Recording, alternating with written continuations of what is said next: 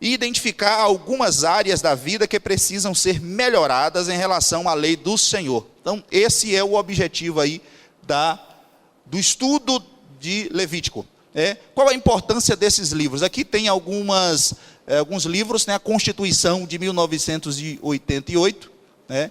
Tem ali o Código Civil, o Código do Processo Civil, várias leis ali, e o Código de Trânsito Brasileiro. Esses materiais aqui que eu estou apresentando para os irmãos, são exemplares de leis que funcionam no Brasil, e também é similar ao que acontecia no período do povo hebreu, o livro de Levítico. A importância dele é tanto quanto desses códigos, dessas constituições para nós aqui no Brasil. Então, isso é muito importante a gente entender. A introdução, a leitura e o estudo de Levítico exigem um pouco de preparo e pesquisa de expressões pouco comuns que não fazem parte de nossa cultura nem da nossa vida.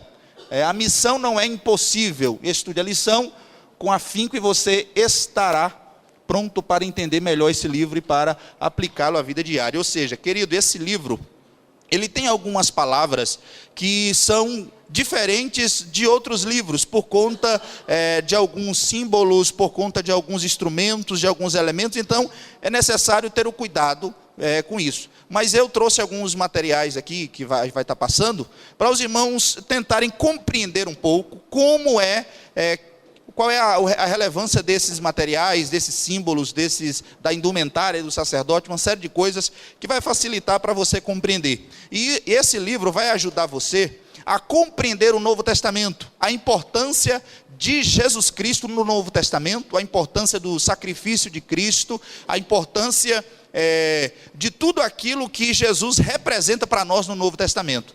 Esse livro de Levítico, não sei se você já deve ter lido ele. Quem é que já leu esse livro de Levítico aqui em outra oportunidade? Amém? Já leu? Amém. Então, que bom que você já deve ter lido esse livro. Então, ele vai clarear um pouco mais o seu conhecimento a respeito desse material. É muito bom. Tem pessoas que não têm paciência de ler o livro de Levítico. Primeiro, porque ele repete muitas coisas. Ele fala da lei do holocausto. Aí ele fala lá de como você sacrificar um boi. E aí ele explica tudo, como é que seria. O sacerdote coloca a mão, depois o sacerdote com a mão direita corta, sangra, e aí faz todo aquele processo. E depois ele repete de novo com um carneiro, depois ele repete com uma pombinha, e assim vai. Então é muito repetitivo algumas coisas, mas é extremamente interessante aquilo ali. A gente vai observar o motivo pelo qual aquilo ali acontecia. Primeira visão panorâmica do livro, informações básicas. Autor Moisés foi o escritor, a data é praticamente similar às dos outros livros, que foram todas escritas no período do deserto, onde o povo hebreu estava na transição do Egito para Canaã. Então o deserto foi esse local de transição, a viagem no deserto, o alvo, o povo israelita. Eu gosto de chamar o povo hebreu, porque eles ainda não eram conhecidos como israelitas, mas sim como hebreus. Israelitas foi depois da divisão das nações, dos reinos, de Judá e de Israel, era o povo hebreu. O versículo-chave é o versículo que nós lemos, e a palavra-chave do livro de Hebreus é santidade.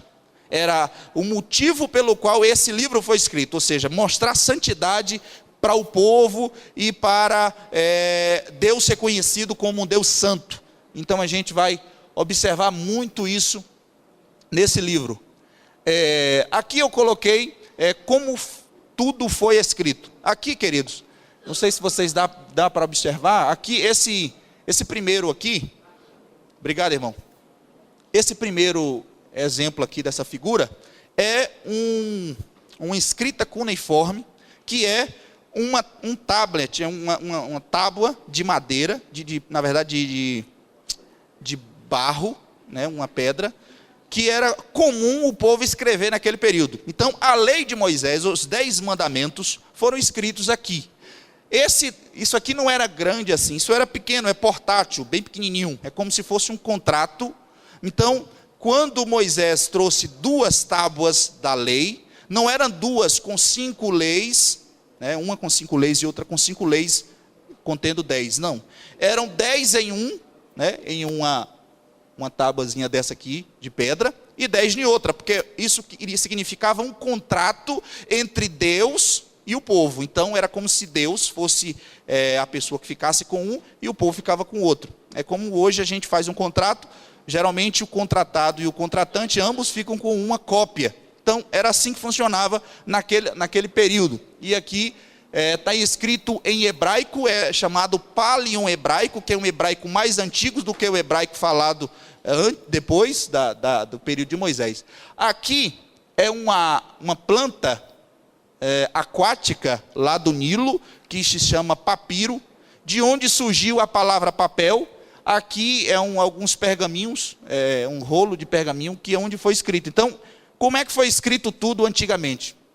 Essa técnica aqui, usada pelos egípcios para escrever antigamente, os egípcios usavam, porque era muito comum no Nilo ter esse papiro, então eles faziam várias folhas de papiro e escreviam depois. E Moisés, como ele viveu no Egito 40 anos, era um homem douto, conhecedor, ele dominava essa técnica. Então, depois, os outros livros, só os 10 mandamentos foram escritos em uma pedra similar a essa.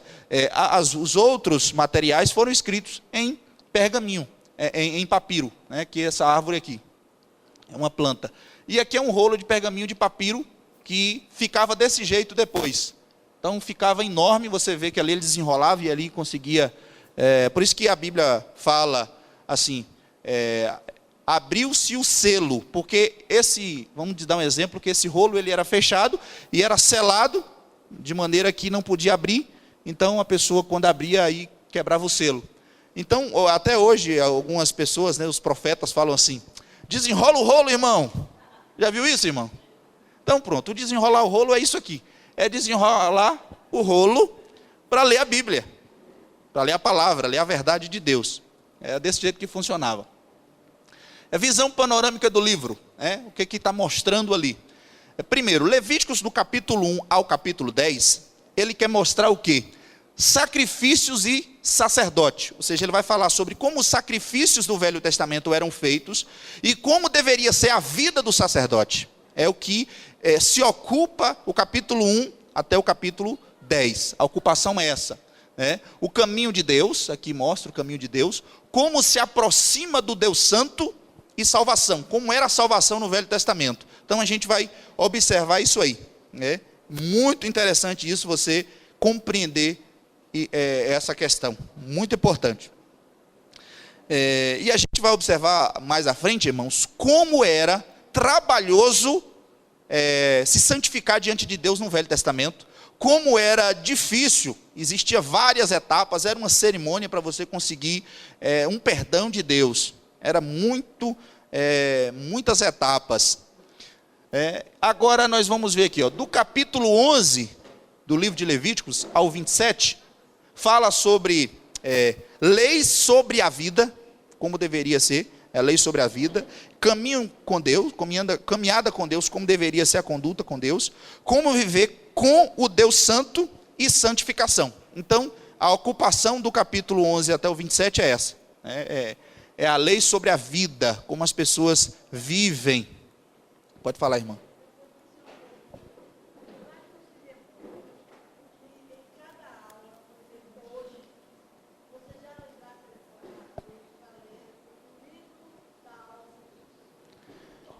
Seria bom, muito bom. Facilita, é verdade. Alguns anos atrás, entendeu? Se tivesse lido essa semana, sim, ia assimilar muito mais, que está colocando várias coisas importantes, muitas vezes voa, né? Sim, sim. Então, vamos fazer isso. Isso. Né? Na verdade, o objetivo é esse, é fazer com que os irmãos leiam a Bíblia em 2 anos. O primeiro ano é Velho Testamento. Livro por livro nós estamos apresentando todos os domingos. Mas ao longo da semana ler o livro então, hoje anterior. Você já disse Levítico. Qual é a próxima? A próxima livro, é o livro de Números. Ler durante a semana. O próximo livro é o Números, que nós vamos trabalhar, é Números. Então você já pode ler, estudar, fazer alguma observação ali que você talvez não entendeu, e aí perguntar aqui, porque aí a gente vai tentar explicar. Porque na verdade, não tem como em 1 hora a gente conseguir esgotar tudo que tem em um livro. O livro é enorme, né? Então são 27 capítulos. Então seria interessante, se você tem alguma dúvida, tem alguma pergunta, pode fazer que a gente vai responder e vai conseguir aí tirar a tua dúvida. Então é muito importante isso aqui, querido, a visão panorâmica do livro. Então o objetivo é: sede santos, porque eu, o Senhor vosso Deus, sou santo. Levítico 19, versículo 2. É o texto aí base para a santificação.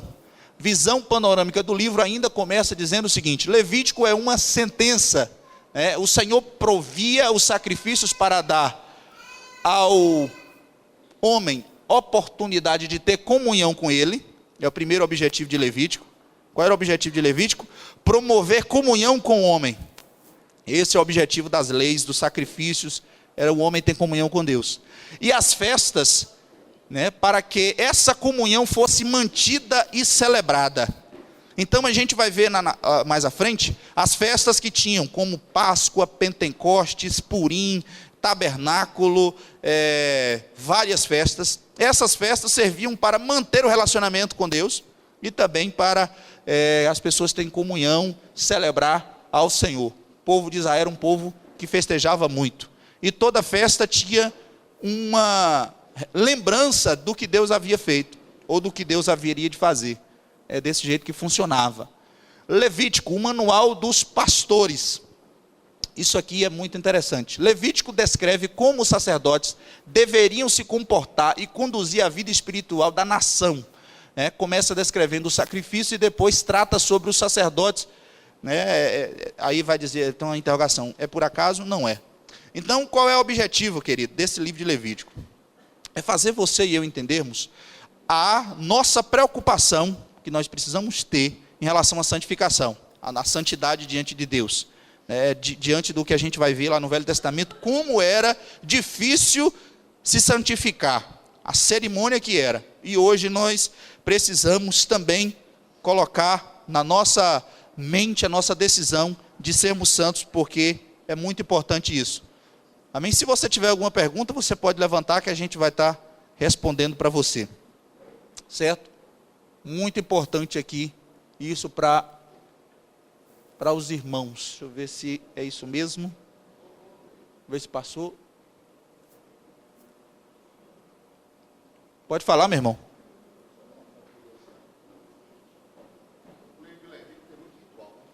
Tem muito ritual.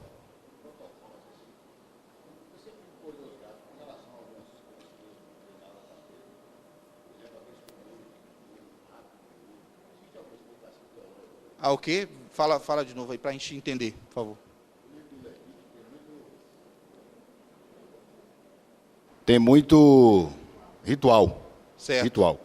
E eu tenho uma curiosidade de entender o porquê que algumas coisas que Deus mandava fazer, como por exemplo aqueles tumores de ouro e ratos de ouro. Eu queria saber se existe alguma explicação teológica, porque especificamente essas figuras que Deus mandava fazer. Aí está no livro de Números. E Samuel também. No livro de Números e Samuel. Tem essa questão aí. Aí em outros livros que a gente vai estar trabalhando. No livro de Levítico não tem essa questão aí. Aquilo ali foi mais uma questão do povo filisteu, que eles tinham pegado uma praga, não é isso? Primeiro por conta da haste que Deus pediu para levantar, por conta das serpentes que pegou o povo, por conta do povo estar reclamando contra Deus, né? Em outros livros tem essa questão aí. Mas aí a gente pode dar a explicação depois, para não atrapalhar aqui. A questão a gente perde um pouquinho de tempo.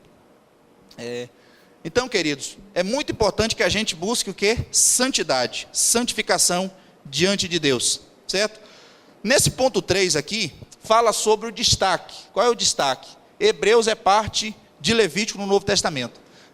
Eu não sei se vocês já leram o livro de Hebreus, mas o livro de Hebreus, nós no seminário, quando estudamos e quando damos aula de Levítico, nós estudamos o livro de Levítico junto com o livro de Hebreus.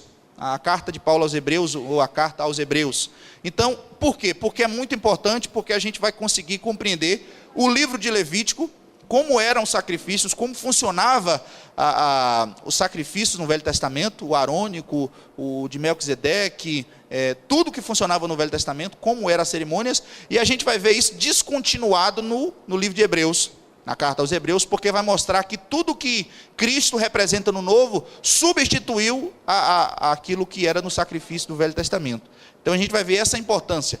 Por isso esse material é muito importante, esse livro é muito importante, porque a gente vai observar que o que as igrejas hoje têm tentado ressuscitar como prática do Novo Testamento, ela foi descontinuada no Novo, porque Cristo cumpriu tudo no Novo Testamento. Então isso é muito importante, ou seja, os sacrifícios do Velho Testamento que eram diários, que eram constantes, eles passam a não ter mais importância, porque um sacrifício só foi suficiente, que é o de Cristo. Então, o tempo da lei passou, Cristo cumpriu a lei, e aí agora ele deu novas leis, que são, no caso, a nova aliança. Então, isso é importante a gente entender, como isso é descontinuado no Novo Testamento, através da carta aos Hebreus. Então, a pessoa que ainda tem esse tipo de mentalidade, de que é importante usar menorá, usar candelabro, usar arca da aliança, como a gente vê hoje em algumas denominações, né? Fazer um templo de Salomão gigantesco, como forma de idolatria, e isso é um perigo, porque o motivo pelo qual o povo hebreu foi levado cativo por Nabucodonosor, no ano de 605 antes de Cristo, foi porque o povo estava idolatrando o templo. Deus permitiu que o templo fosse destruído. Depois, novamente, o povo tem um novo templo, né, que até é mencionado lá. A glória da última casa não será maior do que a primeira, ou seja, o segundo templo, que foi construído no período de Neemias e Esdras. Aí o povo começa a idolatrar de novo. E aí o que Deus faz? No ano 70 depois de Cristo, Tito, Calígulas, vai lá e destrói novamente o templo, e até hoje o templo não foi construído, porque o povo estava idolatrando o templo. Então hoje, um brasileiro teve a audácia de fazer um templo para o povo a idolatrar. E pior que às vezes ainda tem que pagar para entrar. Então o povo deu o dízimo para construir e ainda tem que pagar para entrar. Então... E tem denominações que eles dizem que o Espírito Santo está no templo, não na pessoa. Exatamente. Tem. Isso é absurdo. Eu me recordo de algumas igrejas no passado não, até hoje tem essas igrejas. Eu falo porque de muito tempo que eu sou cristão, eu via isso. As pessoas eram ensinadas que não deveriam orar de costas para o altar, porque a presença de Deus estava no altar. Então você não poderia virar as costas. Então quando você chegava na igreja, você pegava a cadeira e virava a cadeira para ficar de frente. Só que isso era absurdo, porque o Espírito de Deus está onde nós estamos. Aqui é um local onde nós nos reunimos. A gente pode ir para qualquer lugar. O Espírito de Deus vai estar em nós, onde nós estivermos. O templo é um local, mas não tem nenhuma representação espiritual nesse sentido. Mas infelizmente, eles fizeram 2 ou 3 arcas daquelas, similar ao do Velho Testamento, e eles fazem campanhas de todo o Brasil, da Arca da Aliança. E isso é um absurdo, porque o pessoal lá se veste de sacerdote, se veste de levita, e trazendo o Velho Testamento para hoje, para a graça. Infelizmente muitas pessoas vão, porque a maioria das pessoas são leigas, e essas igrejas não têm ensino, elas não têm uma característica de ensino, como nós aqui que temos escola dominical. Lá não tem escola dominical, lá não tem ensino. Então as pessoas são desprovidas de conhecimento. Então você é privilegiado por estar em uma igreja que promove conhecimento para você, para que você seja esclarecido concernente à palavra de Deus. Fala, meu irmão. Esse novo templo de Salomão, ele tem alguma, digamos assim, projeto para ser reconstruído novamente? Reconstruído? Na verdade, o anticristo irá reconstruí-lo na Terra Santa, que é lá em Jerusalém, quando ele tiver dominado a terra. Isso aí já é uma questão escatológica, lá em Jerusalém. A ideia é essa. Mas quando os judeus perceberem que, na verdade, o objetivo do anticristo é deturpar aquilo que eles creem que é um só Deus, um só Senhor, eles vão conhecer que o anticristo está mal intencionado, e aí vai ter realmente aí a rebelião aí do anticristo contra o povo judeu. Já tem pessoas preparadas, engenheiros e etc., já para construir ele com um templo bem pequeno, para que seja confundido com o templo de Salomão. Tem alguma coisa assim? Não, na verdade, assim, pode até existir esse tipo de projeto, mas a gente não tem visto isso fisicamente acontecer. Na verdade, assim, o único que teve essa audácia de fazer foi o brasileiro, que foi o Ed Macedo, e agora o R.R. Soares também está fazendo um igual, já começou a implantar, fazer isso, não sei se vocês estavam sabendo, mas ele vai fazer um igual, porque o Ed Macedo está arrancando os fiéis dele, por conta da idolatria do templo, então ele vai fazer um também para tirar o povo de lá. E logo, logo, o outro vai fazer também, que é vai fazer na cidade mundial, o outro templo. E custou milhões e milhões e milhões. Se fôssemos mandar para ofertar lá na África, nós teríamos muitos pastores e crianças sustentadas, missões feitas e muita coisa feita em função de uma idolatria de um templo. Infelizmente. Então nós vamos adiantar aqui. Destaques. Sacerdote. Sacerdócio arônico. Aqui nós vamos ver, Levíticos capítulo 8, versículo 1 a 2, fala sobre o sacerdócio arônico. E aí em Hebreus capítulo 4, versículo 14 a 16, ele mostra e descontinua o sacerdócio arônico. Ou seja, tudo que que no Velho Testamento foi colocado, em Levíticos capítulo 8, de 1 e 2, ele descontinua em capítulo 4 de Hebreus 14 e 16. Então isso é muito comum na carta aos Hebreus, porque está mostrando a superioridade do sacrifício de Cristo, a superioridade do Messias. Então isso é muito importante a gente entender. Então você pode perguntar, mas por que então Deus colocou no Velho Testamento essas leis, se elas iriam acabar? Ora, Deus colocou isso para que o povo aprendesse como chegar até Deus no Velho Testamento, para que a revelação do Messias fosse completada. Quando a revelação do Messias fosse completada, fosse finalizada, não necessitava mais disso.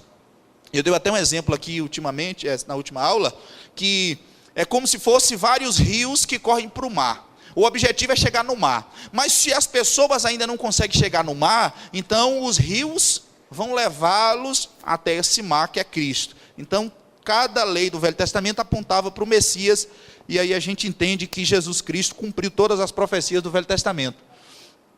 O sumo sacerdote, ali está meio apagado, mas no material de vocês tem, o sumo sacerdócio é imperfeito, em Levíticos capítulo 9, versículo 1 a 2, menciona sobre o sumo sacerdote imperfeito. Por que ele era imperfeito, irmão? Essa é a ideia. Porque ele tinha que fazer um sacrifício por ele, primeiro, ele tinha que matar um animal por ele, para ele se santificar, e depois ele poderia interceder pelo povo, porque ele não era perfeito. Então por isso que aqui era constante esse tipo de coisa. O sumo sacerdote, a palavra sumo no hebraico quer dizer grande, é o grande sacerdote, era o maior, então ele era aquele que representava uma vez por ano o povo, entrava no dia da expiação lá dentro, diz a escritura que ele entrava com muitos sinos, algumas coisas que faziam barulho, amarrado de corda na cintura e nos pés, porque enquanto ele estivesse fazendo barulho ao entrar no tabernáculo, ele estava vivo. Se parasse de fazer barulho, as pessoas entendiam que ele morreu, porque ele estava em pecado, o primeiro sacrifício que ele fez pela vida dele não foi suficiente, e ele morreu lá dentro, e as pessoas puxavam ele, porque ninguém poderia entrar lá dentro, certo? Então, existia essa ideia. Só que o sacrifício de Cristo, que está escrito em Hebreus capítulo 7, versículo 26 a 28, mostra a superioridade de Cristo, que Cristo não precisou fazer sacrifício por si mesmo, e não precisa, porque ele é o nosso intercessor. A Bíblia diz que nós não sabemos orar como convém, mas o Espírito expressamente intercede por nós com gemidos inexprimíveis. É isso em Romanos capítulo 8, versículo 26. Então isso mostra que Jesus Cristo intercede por nós de maneira perfeita, sem precisar sacrificar por si mesmo, porque ele é santo. A Bíblia diz, Pedro fala que nunca se achou pecado em sua boca, nem engano. Então ele era perfeito, perfeito e perfeito. Ali também mostra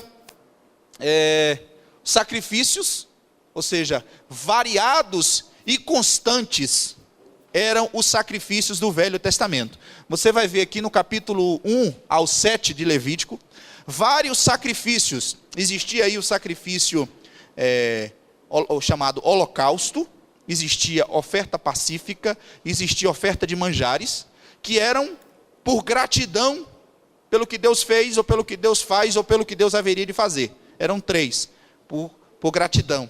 E existia por pecado, existia o pecado pela culpa, que era o sacrifício por pecado pela culpa, alguém que pecou conscientemente, né? Ou existia também o sacrifício por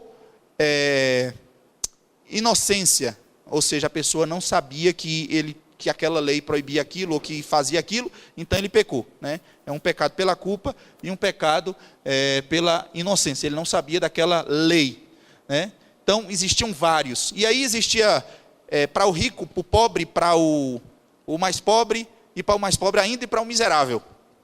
Todos tinham um sacrifício. Exemplo, para o rico era um boi, ou um ou vários bois, como o rei Davi deu vários bois. Teve uma vez que o rei Davi sacrificou 600 bois para Deus. Ele era rei, ele podia. Mas, e o boi era o de melhor qualidade, tinha que ser macho de melhor qualidade. Por quê? Mostrando que o boi que poderia dar seguimento à linhagem dele, um boi forte, robusto, era o que valia mais, então esse que ele tinha que dar para Deus. Então era isso que funcionava. A pessoa que era de classe média, ele dava um carneiro. A pessoa que era pobre, ele dava ali uma pombinha mesmo, essas pombinhas. E o que não tinha, que era mais pobre ainda do que o pobre, que a gente chama de miserável, né? Ele dava uma farinha para Deus. Ele dava farinha molhada e Deus recebia. Então, Deus ele entende a realidade social de cada pessoa. E ele quer dar acesso a todos a Deus, mesmo no Velho Testamento. Hoje, não tem essa característica mais. O rico, o pobre, ele tem as mesmas ferramentas para chegar a Deus. Não existe mais essa distinção. É tanto que a Bíblia vai mencionar que nós somos irmãos. Irmãos no sentido de iguais. Não tem mais essa questão, porque para Deus somos iguais. Socialmente podemos ser até diferentes, mas para Deus somos iguais. Mas no Velho Testamento tinha essa característica de dízimo, né? Então aqui, ó, o único e definitivo, que é o de Cristo. Em Hebreus capítulo 9, versículo 23 a 28, mostra o sacrifício definitivo de Cristo pelo rico, pelo pobre, por todos. E diz a Bíblia que foi um cordeiro. O João Batista, escrito pelo João capítulo 1, versículo 29, diz: eis o Cordeiro de Deus que tira o pecado do mundo. Então, Jesus Cristo foi o Cordeiro de Deus que tirou o pecado da humanidade. E pagou pelo pecado de todos que naquele tempo estava, no nosso tempo e dos que haverão de vir ainda. Jesus Cristo já pagou o preço. E graças a Deus por esse sacrifício maravilhoso que Jesus fez. Definitivo, eterno e constante. Glória a Deus. Líder do povo aqui vai estar falando sobre Moisés, que era o líder do Velho Testamento, da aliança antiga, e Cristo é o da nova aliança. Está em Hebreus capítulo 12, versículo 1 a 3, que Cristo é esse líder da nova aliança. E isso é muito importante para que a gente compreenda que Cristo é o cabeça da igreja hoje. É Ele que redime as nossas vidas. Glória a Deus. Tem alguns destaques aqui: sacrifícios oferecidos pelo povo, né? A fim de entender o trabalhão, né, que dava para seguir o Senhor naquela época. Note a tabela dos sacrifícios. Aqui você vai ter no seu material aí, nesse livro que vocês têm aí, tem a tabela dos sacrifícios, né? E essa tabela tem vários. Algumas que eu já citei agora aqui, como holocausto, manjares, que era de cereais, de frutas, pacífica, né, pecado e culpa. Então, tinha esse tipo de coisa, de sacrifício. E aqui você vai ver, no material de vocês, tem o que cada uma delas exigia. Bode, carneiro, e várias coisas. Muito importante isso aí para a vida dos irmãos. Eu trouxe aqui para os irmãos, para vocês entenderem um pouquinho como era isso no Velho Testamento, conhecendo o sacerdócio. Como é que funcionava? Esse cidadão aqui é um senhor, eu não sei o nome dele, mas ele é um sacerdote, é um sumo sacerdote, mas ele tem ali vários elementos na sua roupa. E no Velho Testamento, cada cada elemento, cada coisa que ele tinha na roupa significava alguma coisa tipificando Cristo. Eu não vou ter como fazer luz a isso em todo o Novo Testamento, mas é só para os irmãos entenderem que Cristo cumpriu tudo, todos os detalhes. Aqui tem a mitra, que é esse, hoje a gente chama de, tem algumas pessoas que têm kippá na cabeça, né, kippá, mas a mitra só quem usava era o sumo sacerdote, usava a mitra. Algumas mulheres no Novo Testamento também utilizavam a mitra, mas era uma mitra diferente para mostrar a submissão do marido e a submissão dos pais, por isso que usavam o véu no Velho Testamento, esse é o motivo. A pedra de ônix aqui do lado, tem aqui o éfode, que era uma roupa, Urim e Tubim. Vocês já devem ter lido na Bíblia que Urim e Tubim falava. Urim e Tubim eram duas pedras, um do lado direito e um do lado esquerdo do sumo sacerdote, que direcionava o povo. Quando Deus não falava por sonho, quando Deus não falava por profeta, quando Deus não falava pelos anjos, quando Deus não falava pelos sonhos, aí recorria ao sacerdote, ao sumo sacerdote, para dizer para onde iriam, se sim ou se não. Uma dessas pedras, a pedra do lado direito significava sim, e a pedra do lado esquerdo significava não. Quando pedia a direção do sacerdote, do sumo sacerdote, e a pedra do lado direito, que significava sim, brilhava, dizia que Deus estava dizendo sim. Isso era uma mística que existia naquela época, uma maneira de Deus falar, uma vez que não tinha ainda todo o Velho Testamento concluído. Então era Urim e Tubim. Tinha o cinturão do sacerdote, ali tinha a túnica azul, tem também ali uma túnica branca por baixo. Eram 7 roupas, irmãos, 7. Era um monte de roupa. Era um calorão. Imagine no deserto aí esse tanto de roupa. Só que tinha um detalhe: nos pés ele não calçava nada.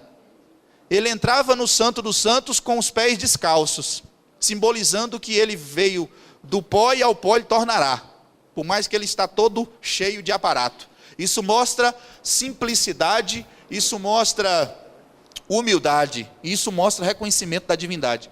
Ô Dan, interessante que antigamente tinha essa questão de lançar sobre essas duas pedras uma direção, né? Hoje nós temos várias formas de Deus falar conosco. Agora, muitas vezes nós somos enganados pelo próprio coração nosso, pelo próprio sentimento nosso que há dentro de nós, que Deus está falando, não vai, e a gente, pelo nosso próprio desejo, a gente está indo, dizendo, não, Deus está confirmando. E muitas vezes a gente tem tido, como se fala no mundo aí, a cara batida na porta. E a gente tem que ter um conhecimento maior nessa situação, porque Deus ele é amoroso, Deus ele é cuidadoso. Ele tem planos para as nossas vidas e nós devemos estar encaixados no plano de Deus. E não colocar Deus para encaixar nos nossos planos. Porque a gente muitas vezes estamos só pensando no nosso dia de hoje. E no nosso futuro, no nosso ser, do dia a dia. Mas nós temos que ter uma preocupação e saber as fontes verdadeiras, se é Deus ou não falando. Porque Deus pode falar conosco através da palavra, através de sonhos, através de um irmão da nossa igreja, ou muitas vezes através até de um bêbado, como já ocorreu várias vezes, Deus falar, usar pessoas que não são cristãs e colocar a palavra nas bocas daquelas pessoas para falar conosco. Então você fique atento ao que Deus está falando. Porque Deus pode falar contigo em N situações e se você não estiver com o seu ouvido ou seu coração diante de Deus, você não vai escutar e você vai tropeçar aí em várias circunstâncias da tua vida. É verdade. Na verdade, nós precisamos estar sensíveis ao que Deus fala conosco. Esse é o objetivo, porque Deus pode fazer trovão cair para você entender. Se você estiver endurecido, se você estiver cauterizado, você não vai entender o que Deus está falando com você. Mas se você for sensível à voz do Espírito de Deus, uma criança vai falar contigo e você vai entender, é Deus que está falando comigo. É Deus que está me corrigindo, Ele que está me alertando, Ele que está me orientando. Então, a sensibilidade de quem ouve é mais importante do que o sinal de Deus. Exemplo, o que aconteceu no período de Elias? Elias estava orando, pedindo para Deus chuva. Ele disse que orou 7 vezes, né? E pediu para Geazi olhar para ver se vinha chuva. Vem chuva, vem chuva. E aí diz a escritura que ele falou, não, eu vejo uma nuvem do tamanho da mão de um homem, pequenininha. Então não importa o tamanho do sinal, o importante é que existe um sinal. E que alguém viu esse sinal. Só que esse sinal que era pequeno se tornou grande e uma chuva tremenda. Então, querido, talvez Deus está sinalizando para você pequenos detalhes. E você não está percebendo que é Deus falando contigo ou comigo. E a gente precisa entender isso. Que Deus fala nas pequenas coisas. Pequenas coisas. Aquela outra situação também que Deus vem na tempestade e Deus não estava ali. Sim. Sim. Elias, exato. A gente tem que ter esse discernimento em saber como Deus vai falar conosco. Exatamente. Isso é importante. Muito importante. Aqui tem toda a indumentária do sacerdote, como falei para os irmãos. Aqui ele está. Isso aqui tem muito na igreja católica, né, irmão? Você já viu? O pessoal tem um incensário. Esse incensário era usado no Velho Testamento. Né? É usado no Velho Testamento como símbolo da presença de Deus. Aquela fumaça que saía ali exalada. Aqui tem o sumo sacerdote. Ele está com a faca na mão direita, porque era com a mão direita que cortava. Com a mão esquerda ele declarava os pecados sobre aquele animal inocente. Um carneiro branco. Esse carneiro tinha que ficar 1 ano separado, comendo o que os sacerdotes queriam que eles comessem, santificado, para depois ele ser sacrificado. Aqui do lado são sacerdotes também, só que são sacerdotes comuns e não sumo. O sumo usava aquela roupa ali que os irmãos estão vendo. Ele pegava o sangue ali do animal e molhava o altar para Deus receber, e depois tirava uma parte, ficava para eles os 10%, porque eles viviam das ofertas. Então ele tirava ali a parte dele comer com a família dele, e o resto ia para o fogo, e aí Deus recebia e cheirava os sacrifícios. Era assim que funcionava. Esse sacerdote aqui, o sumo sacerdote, glória a Deus por isso. Irmãos, e Deus ama os animais, viu, irmãos? É uma coisa que Deus tem colocado até no meu coração, que eu vou falar para os irmãos aqui. Nós somos protetores dos animais. Nós temos que ser protetores dos animais. Cuidar de toda a ecologia do Brasil, do mundo. Por quê? Deus ama o animal. Sabe por quê? Irmãos, esse animal está substituindo uma pessoa. Deus tem um animal equiparado a uma pessoa. Se não fosse assim, um animal antigamente não poderia pagar por uma pessoa. Então Deus ama os animais. Ama. Tanto é que Deus chamou Adão, levantou Adão no jardim do Éden, para quê? Para cuidar dos animais, colocar nome nos animais, cuidar do jardim, cuidar de tudo, dar nome aos animais, porque os animais têm importância para Deus. Perceba que quando Nínive foi salva, Deus salvou os animais e salvou os ninivitas, lá diz. A Bíblia diz que quando a mula de Balaão foi apanhada, né, Balaão abateu na mula, espancou a mula, Deus falou através da mula, porque ele estava batendo na mula, coitada, sem nenhum tipo de motivo. Então Deus ama os animais. Então, queridos, a Bíblia diz que os animais, a natureza geme com dores, né, esperando a vinda de Cristo. Então os animais estão sofrendo extinção e tudo mais. E nós, como igreja, somos muito parados em relação a essas coisas. Não damos importância aos animais. E a gente precisa entender que Deus ama e nós também somos cuidadores. Fala, meu querido. Pensando na nossa necessidade hoje, que nós estamos muito expostos a essas coisas, a irem aos lugares e verem alguns desses elementos nas pessoas que estão pregando. Certo. Aí a minha pergunta, eu acho que já de alguns de nós aqui, por que nós não precisamos mais usar esses elementos? Eu sei que a revista faz um paralelo aí, mas por que a gente não precisa mais usar esses elementos? E aquelas pessoas que usam, elas estão indo contrário a algum mandamento bíblico. Sim, eu vou responder essa pergunta já aqui na continuidade. Então, respondendo a pergunta do Lucas já. Então, olha, observe aqui, querido, aqui está meio escuro por conta do ambiente aqui. Isso aqui, tudo que está em volta, não sei se os irmãos estão observando, que são tendas das tribos. Cada tenda, isso no livro de Números, na próxima semana, quando for o livro de Números, vai ter lá a ordem das tribos. Número significa a contagem. Cada tribo era localizada num local específico, e todas as vezes era ela colocada no mesmo lugar. Essa tenda ela era a favor do sol, não contra o sol, era feita, né, contra o sol, forma para o Oriente. Então existia tudo isso aqui. Essa parte aqui, que está cercada aqui por dentro, se chama átrio, e lá dentro tem o santo e santo dos santos. A gente vai ver isso aí por dentro. Aqui, os irmãos estão vendo aqui, é um altar É um altar onde era colocado o animal para ser morto. Ali tem a pia onde o sacerdote lavava o rosto. E aí depois ele entra lá para o Santo dos Santos. Dentro do Santo dos Santos é assim, ó, santo lugar, você vai ver ali o menorá, candelabro ou castiçal, que é a mesma coisa. Uma mesa com os pães da preposição, ali são 12 pães representando cada tribo de Israel. Ali tem uma água também. Aqui tem um pote com o incensário. E lá dentro do Santo dos Santos aqui tinha uma cortina, né, uma cortina. E aqui é a Arca da Aliança, com dentro o pão que desceu do céu, o maná, as tábuas da lei, da aliança, as duas, e a vara de Arão que floresceu. Tudo isso aqui. Aqui tem elas também, né? A mesa dos pães da preposição, e aqui o altar do incenso. E aqui era o sacerdote que entrava para interceder dentro do Santo dos Santos. Aqui são os 2 querubins que tinham, olhando para baixo, olhando para a glória de Deus no meio, e o sumo sacerdote intercedendo pelo povo. Isso aqui era todas as vezes no Antigo Testamento, de ano em ano, as pessoas faziam isso, o sumo sacerdote fazia isso. Mas voltando aqui para a pergunta do Lucas, o que acontece? No Velho Testamento, irmãos, existia todos esses sacrifícios, essa cerimônia para se santificar diante de Deus.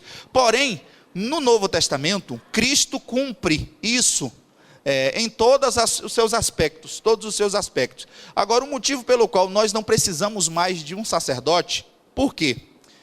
Até aqui na frente eu acho que vai ter também. Para ser sacerdote, hoje, para alguém vestir uma roupa de sacerdote, primeiro ele vai estar contra a palavra de Deus, no sentido de Velho Testamento. Se fôssemos dizer que alguém hoje fosse vestir uma roupa de sacerdote, ele teria que ser, deixa eu ver se está aqui, não, vai estar aqui na frente, vai estar aqui. Ele tinha que ser levita, da tribo de Levi, ou seja, ele tinha que ser descendente do povo de Israel.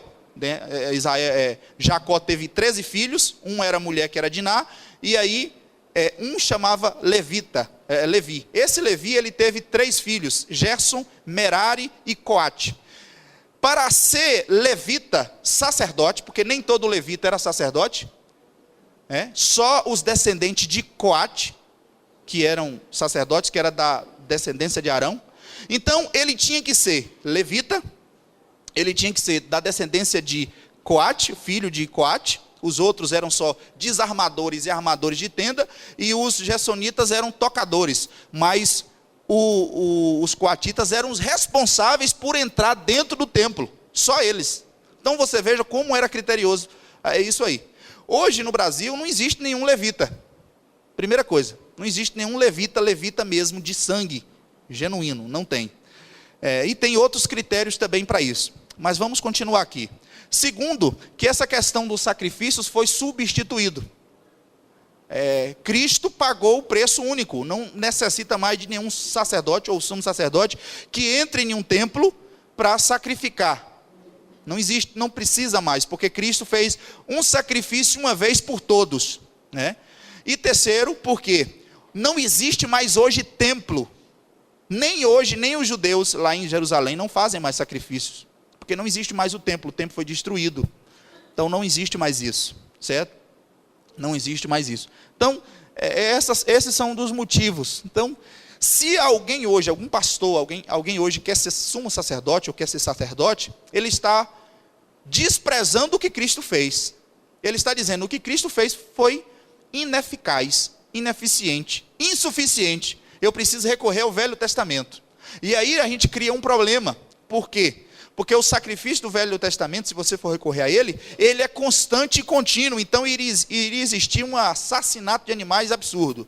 Todo dia alguém tinha que matar um animal, porque ele peca todo dia a gente falha, todo dia a gente tem que pedir perdão a Deus. Então todo dia você tinha que pedir perdão. E você não poderia matar um animal, você tinha que recorrer a um sumo sacerdote. E aí você tinha que ir atrás de um sumo sacerdote. E aí, meu irmão, ia dar problema, porque não temos um sumo sacerdote. O sumo sacerdote nosso é Cristo. É Ele que nos dá livre acesso a Deus. Por isso que a Bíblia diz, ninguém vai ao Pai se não for por mim. Ele é o nosso mediador. Só. Não precisamos mais de um sacerdote. A irmã vai falar.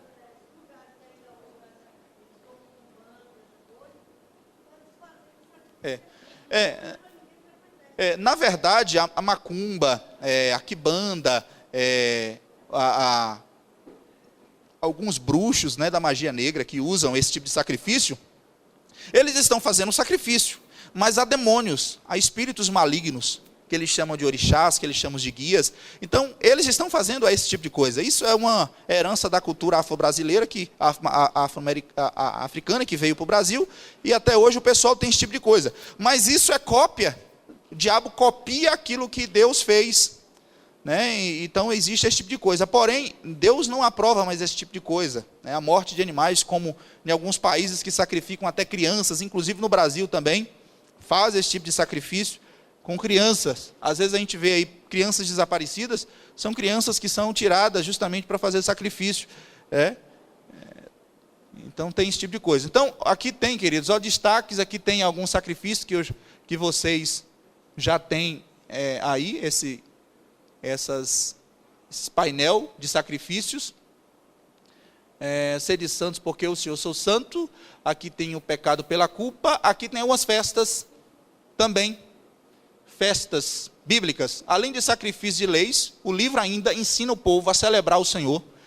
São as famosas festas bíblicas. Aí o sábado tão discutido, principalmente quem tem Sky aí, que fica bombardeado pelo pessoal da Adventista, né? O pessoal fica com dúvida a respeito do sábado.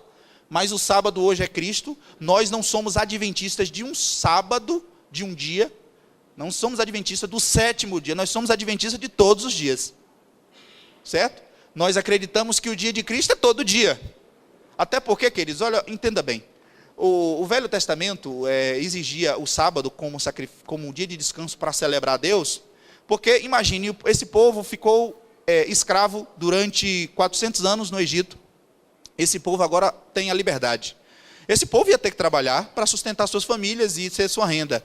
Mas um dia na semana Deus disse, vocês vão descansar. Imagina a felicidade para os escravos que trabalhavam quase 16 horas por dia, dizer, nós temos um dia para descansar e adorar a Deus, o Deus que nos libertou. Esse é o motivo. Só que depois que Cristo vem e nos liberta, Ele nos dá a liberdade agora de adorarmos a Ele todo dia. Porque o culto do judeu era só no sábado, irmão, sabia? Se você for dizer que você só adora a Deus no sábado, você não vai poder adorar no meio da semana, todo dia. Você vai ter que ir para o culto só sábado. Só que, e também, querido, é um erro nós dizermos que domingo é só o dia do Senhor. Porque isso é uma herança católica também, sabia disso? Quando nós dizemos o dia do Senhor é domingo, não. Jesus ressuscitou no domingo, amém, glória a Deus. Mas o dia de Jesus é todo dia. Porque não existe uma teologia definida sobre o domingo. O domingo foi implantado na Igreja Católica como o dia que substituiu o sábado. Isso é uma herança católica. Nós não acreditamos que o domingo substituiu o sábado. Nós acreditamos que o sábado é Jesus. E que Jesus é o de todo dia. Então nós entendemos que todo dia nós adoramos a Jesus. E Ele é o Jesus de todo dia, o Salvador de todo dia. Não é só do domingo. Em verdade. Não é mais um local geográfico, não é mais em um local específico, não é mais em um dia da semana, não é em um nada, é em espírito, em verdade. O local é esse. Sim. Sim, sim. Sim, o 4º mandamento. Ele fala sobre o 4º mandamento, ele diz que nós não guardamos o sábado, o Shabá, que eles falam. Mas a ideia é essa. O sábado, hoje, não é mais um dia, vamos dizer assim, o sábado não é mais um dia que eu tenho que parar, como lei, como regra de parar tudo para adorar a Deus. Hoje nós adoramos a Deus todos os dias da semana, até porque Jesus no Novo Testamento, ele cumpre essa lei e ele obedecia o sábado, ele estava nas sinagogas. Alguns adventistas vão dizer, mas os apóstolos pregavam no sábado na sinagoga. Sim, mas era o dia de culto, era o dia que eles tinham oportunidade de pregar, era no sábado. Mas você veja que em Atos 15, na lei que foi dada para os gentios, Atos 15, menciona lá as leis que eram impostas para os gentios.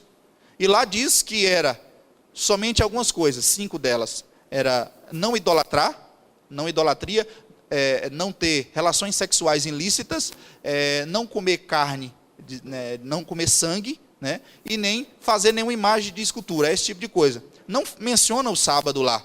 E nas cartas de Paulo, que é no Novo Testamento, que Paulo doutrina e ensina a igreja, ele não faz nenhuma menção do sábado como uma doutrina, como uma regra para ser praticada semanalmente. Não tem isso. Até porque, queridos, olha, existia no Velho Testamento o sábado, existia o ano sabático e existia o que a gente chama de ano jubileu. A gente vai ver isso aqui à frente e vai clarear um pouquinho mais aos irmãos. Então existia sábado, primícias, semanas, trombetas, expiação e tabernáculo. Eu vou adiantar aqui por conta do horário. Aqui existem algumas festas, né? Páscoa, comemorar a libertação do povo de Israel. Páscoa significa passar por cima, em hebraico, que os anjos passavam por cima das casas que tinham sangue melado na porta. Pentecostes, que era a da colheita, né? de alegrar da colheita.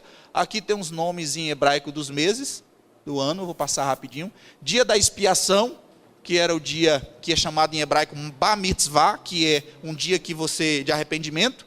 Tabernáculo, que é para que o povo se lembre que um dia eles fizeram várias tendas ao longo de 40 anos no deserto. Era esse o motivo dos tabernáculos. Aqui tem levitas e sacerdotes. Você sabe a diferença entre levitas e sacerdotes? Todo sacerdote é levita, mas nem todo levita é sacerdote. Aqui tem levitas, eu coloquei aqui uns textos: Gerson, Merari e Coate. Coate é justamente o avô de Anrão. Anrão era o pai de Arão, e Arão era o pai de Tamar, de todos os descendentes aí da genealogia sacerdotal. Esses outros aqui eram da tribo de Levi, mas não eram responsáveis para fazer sacrifícios. Ele tinha outras obrigações. Nesses textos aqui pode clarear melhor a vida dos irmãos.